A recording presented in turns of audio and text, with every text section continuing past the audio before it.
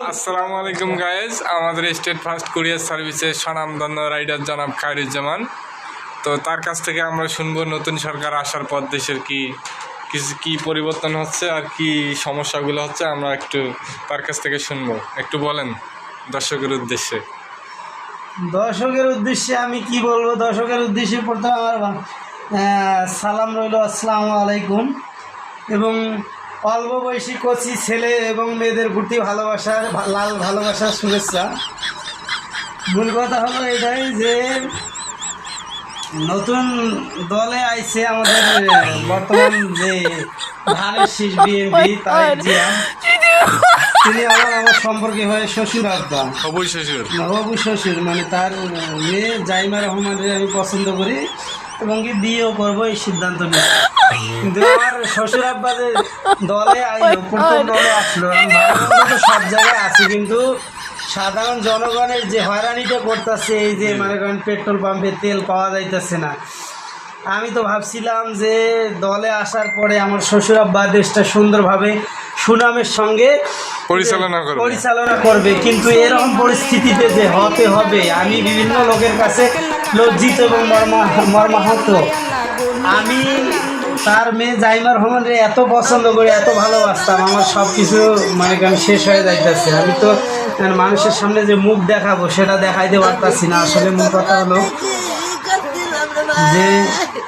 যে এই সিচুয়েশনে যদি আমি আমার হবু শ্বশুর আব্বা অথবা আমার হবু বউ জাইমা রহমানরে যদি দেখা পাইতাম, এখন আমি তো দূর থেকে তারে ভালোবাসি, দূর থেকে লাইক করি, সামনাসামনি কখনো হতেও পারি নাই, দেখতেও পারি নাই। যদি সামনাসামনি হইতাম তাহলে আমি এই বিষয়ে অনেক কিছু মানে বিস্তারিত বলতাম এবং তাদের সঙ্গে দেশের যে সমস্যাগুলো এটা তুলে ধরতেন, অবশ্যই তুলে ধরতাম।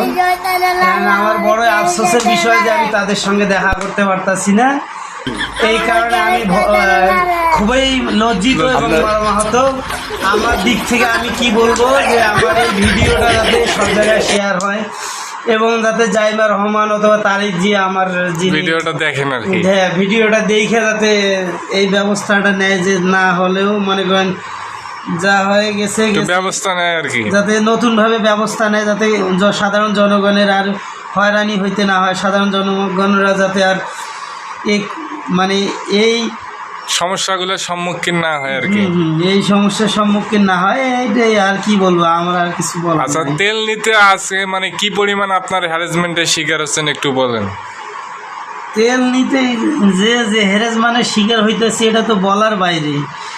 তেল দেয় আমাদের 100 টাকা 150 টাকা তেল, সে তার জন্য আমাদের পাম্পে টানা 2-3 ঘন্টা দাঁড়ায় থেকে তেল নিতে হয়। এর চেয়ে বড় মানে আফসোস আর দুঃখের বিষয় কি হতে পারে নাই। মানে বাইক যে চালাবো, বাইক চালার প্রতি কোনো আগ্রহ নাই, মানুষের আগ্রহটা নষ্ট হয়ে গেছে। আমি আজকে দিনই একটা ফেসবুকে দেখলাম, স্ট্যাটাস দিচ্ছে, তেল না থাকার কারণে সে মনের ত্যাগে বাইকের মানুষের যেমন কবর দেয়, বাইক কবর দিচ্ছে, ডাইরেক্ট বাইক নামায়া বাইকের ওপর দিয়ে সাদা কাপড় দিয়ে কবর দিচ্ছে।